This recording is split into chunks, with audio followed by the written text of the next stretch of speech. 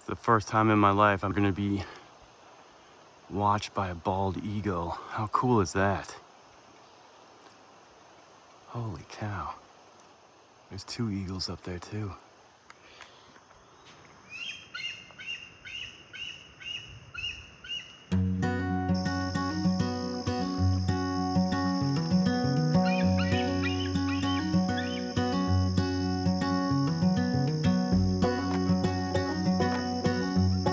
This morning, I'm back on the Delaware River. Last time out, I learned the hard way that I'd been thinking too small when it came to my lures. And a lot of you had suggestions for what I should try next, including spinnerbaits, like the one I found along the river. So this morning, I've got a spinnerbait and a Rapala ready to go. Let's see if thinking bigger pays off. Thank you for joining me. Let's stop talking and let's start fishing. All right, so I'm headed in here, trying to get through so I can get over to the confluence where the Flatbrook here in New Jersey and the Delaware River meet. Oh, jeez. Anyhow. All right, well, this is awesome looking already. To me, this is just too good of a trout hot spot to pass up. I didn't bring a lot of trout gear with me, but I did bring these mice tails. I usually have them in there anyways. They're good for a lot of different types of fish. But I'm gonna give this a try here. I mean, I love trout fishing, so I'd feel like stupid if I didn't at least give it a try.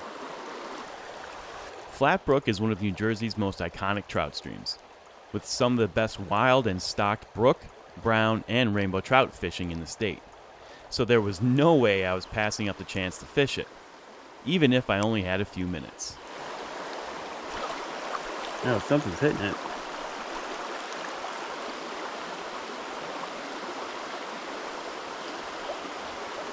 Oh, fish on. Oh! All right, so there's fish here. Crap. But I had to remember, I wasn't there for trout. I was on a mission to catch bigger fish, and that meant getting down to where the Flatbrook meets the Delaware River. Oh my God, look at that. This is incredible. This is where I want to be. So this morning, I am starting out with this 3/8 ounce Strike King double-bladed spinner. Everything I was using up until this point was a whole lot smaller. So let's give it a go. I don't know how great this is going to be to be honest with you. I mean, I have to just be patient. Whoa. Being patient has never been my strong suit.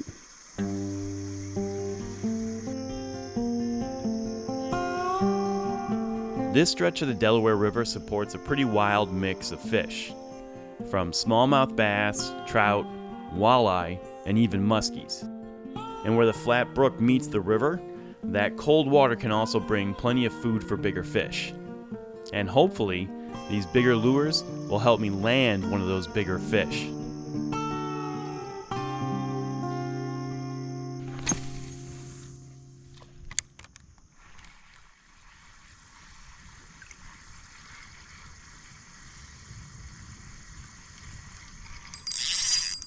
Ooh, fish on.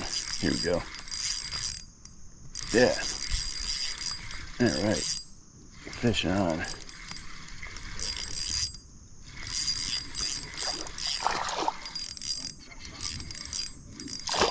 Here we go. Nice. All right. First smallmouth of the day here. Check that bad boy out. Whew. Let's see how big he is. I got the measure here right here. Let's go from 2 up to 15. Alright, so that's not bad. 13 inches. Alright, let's go. Whoa, that guy took off. Alright, not bad. Fish number 1 of the day. I bought these shad wraps the other day. They're 11 centimeters.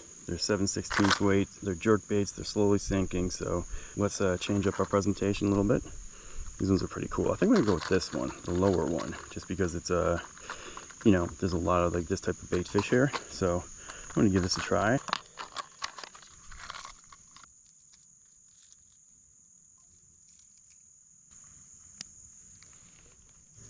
Hopefully brings me in something good.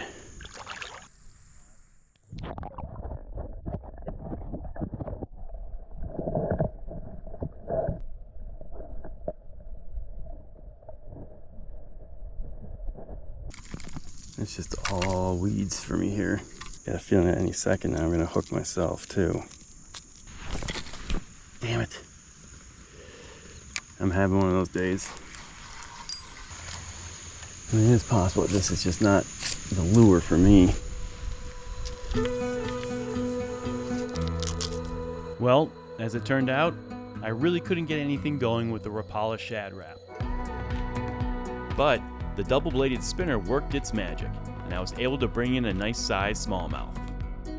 I know there's more fish in the Delaware River for me to be catching. I know my personal best is still out there somewhere. Next time, I'm going to bring even more of your lure suggestions with me, including my first ever attempt at using the famous wacky rig. So, thank you for joining me. I'll see you next time. And as always, just one more cast.